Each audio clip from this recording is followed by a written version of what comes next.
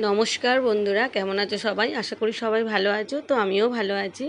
তো আজকের বন্ধুরা দুটো রান্না তোমাদের সাথে শেয়ার করব। একটা হচ্ছে মোচার ডালনা, আর একটা হচ্ছে ওই ঘাটি কচু আলু দিয়ে কাতলা মাছের ঝোল।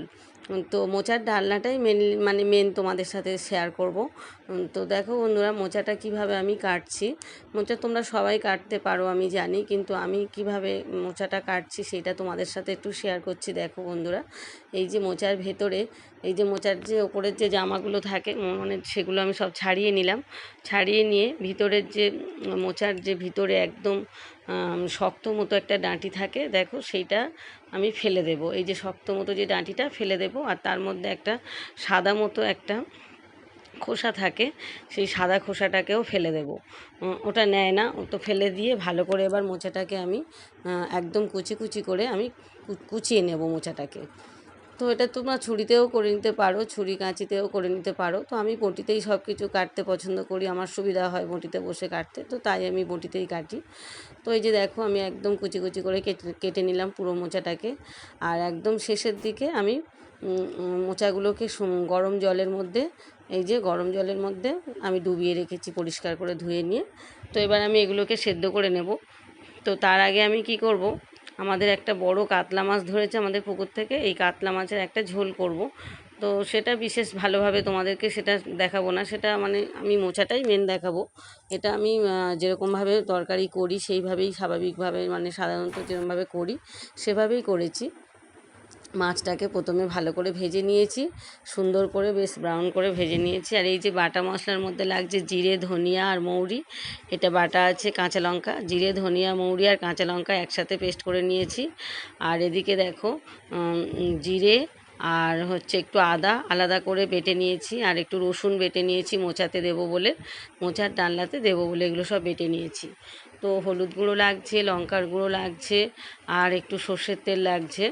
তো দেখো আমি কিভাবে রান্নাটা করি। মাছগুলো কিন্তু সব ভাজা হয়ে গিয়েছে। তো তারপরে আমি কড়াইতে তেল দিয়ে, সেই কড়াইতে আমি একটু পাঁচ ফোড়ন আর তেজপাতা ফোড়নে দিলাম, দিয়ে ভালো করে ঘাটি কচু আর আলুগুলোকে খুব ভালো করে আমি ভেজে নিয়েছি। ভেজে নিয়ে তারপরে আমি ওর মধ্যে 2 চামচ হলুদ গুঁড়ো, 2 চামচ শুকনো লঙ্কার গুঁড়ো, আর এবার জিরে, ধনিয়া, মৌরি আর কাঁচা লঙ্কা যেটা আমি আলাদা করে বেটে নিয়েছিলাম সেটা আমি ওর মধ্যে দিয়ে দিয়েছি। দিয়ে খুব সুন্দর করে কষিয়ে নিয়েছি সবজিটাকে, ওই যে গাঁটি কচু আলুটাকে কষিয়ে নিয়ে তার মধ্যে কিন্তু আমি গরম জল দিয়েছি। যেহেতু কচু রান্না যখনই আমি করি, সেটা মান কচু হোক আর মুখী কচু হোক আর ঘাঁটি কচু হোক, যাই হোক, আমি কিন্তু তাতে গরম জল অ্যাড করি। তো দেখো বন্ধুরা, আমি সমস্ত কিছু মানে কষিয়ে নিয়ে, তারপরে সবজিটাকে কষিয়ে নিয়ে তারপরে আমি গরম জল ওর মধ্যে অ্যাড করে দিয়েছি। দিয়ে পরিমাণ মতো লবণ দিয়ে আমি কিছুক্ষণ এটাকে ঢাকা দিয়ে রেখে দিয়েছি। এবার আমি মোচা রান্না করার জন্য রেডি হচ্ছি। তো এই দেখো, আমি রসুন আর আদা আর একটু জিরে বেটে নেব, আমি শিল নোড়াতেই বেটে নেব, কারণ খুবই কমই মশলা, তো সেই জন্য আমি আর এটাকে মিক্সিতে বাটিনি। তো মিক্সির জারে এত কম বাটা যায় না, তো সেই জন্য আমি এগুলো শিলনোড়াতেই বেটে নিলাম। তো দেখো বন্ধুরা, প্রথমে আমি রসুনটাকে বেটে নিলাম। তো রসুনটা কিন্তু আমি পুরো মিহি করে বাটবো না, একটু দানা দানা মতো থাকবে সেইভাবে আমি বাটবো। তো এই যে রসুনটা বাটা হয়ে গেলে তারপরে আমি আদা আর একটু জিরে এর মধ্যে বেটে নেব।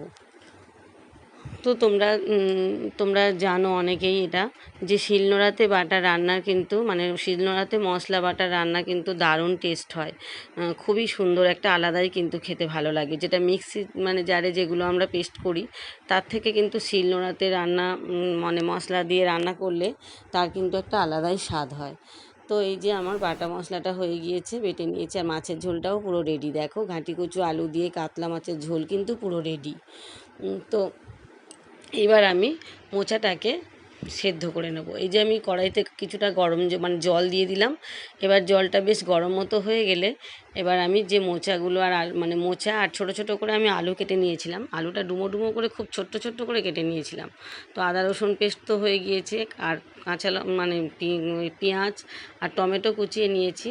তো এবার আমি মোচাটা আর আলুটাকে আমি সেদ্ধ করে নেবো একসাথে।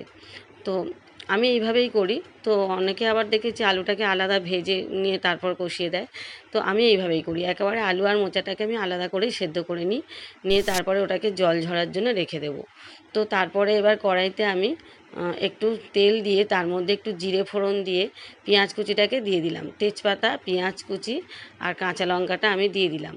দিয়ে ভালো করে আমি এটাকে একটু ভাজা ভাজা মতো করে নেব, বেশ নরম, মানে একটু লবণ দিয়ে দেবো এর মধ্যে যাতে একটু নরম হয়ে যায়। তো বেশ দেখো বন্ধুরা, বেশ অনেকটাই নরম হয়ে গিয়েছে।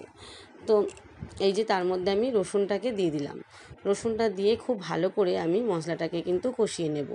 এবার মশলাটা কষানো মতো হয়ে গেলে তারপর আমি এর মধ্যে ওই আদা জিরে বেটে রেখেছিলাম, সেই আদা জিরেটা আমি 1 চামচ জিরে নিয়েছিলাম আর কয়েক টুকরো আদা নিয়েছিলাম, সেটা আমি দিয়ে দিলাম।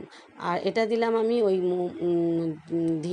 জিরে, ধনিয়া আর মৌরি আর কাঁচা লঙ্কা পেস্ট একটুখানি রেখেছিলাম, সেটা আমি এর মধ্যে দিয়ে দিলাম। আর তারপরে দেখো এগুলো দিয়ে ভালো করে আমি ভালো করে মশলাটাকে বেশ কষিয়ে নিলাম। তার মধ্যে হলুদ গুঁড়ো দিয়ে দিলাম আর শুকনো লঙ্কার গুঁড়ো দিয়ে দিলাম, দিয়ে ভালো করে বেশ কিছুক্ষণ সময় নিয়ে কিন্তু এটাকে কষাতে হবে। আর দুটো বাতাসা দিলাম, যেহেতু আমি চিনি খাওয়া ছেড়ে দিয়েছি তোমরা তো জানো, দুটো বাতাসা দিয়েছি এর মধ্যে। তো দুটো বাতাসা দিয়ে ভালো করে মশলাটাকে কষিয়ে নিয়ে এবার আমি ওই যে সেদ্ধ করে রাখা মোচা আর আলুটাকে আমি এর মধ্যে দিয়ে দিলাম, অ্যাড করে দিলাম। দিয়ে এবার ভালো করে আমি এটাকে একসাথে কষিয়ে নিতে থাকবো। বেশ কিছুক্ষণ সময় নিয়ে কিন্তু আমি এটাকে কষাবো।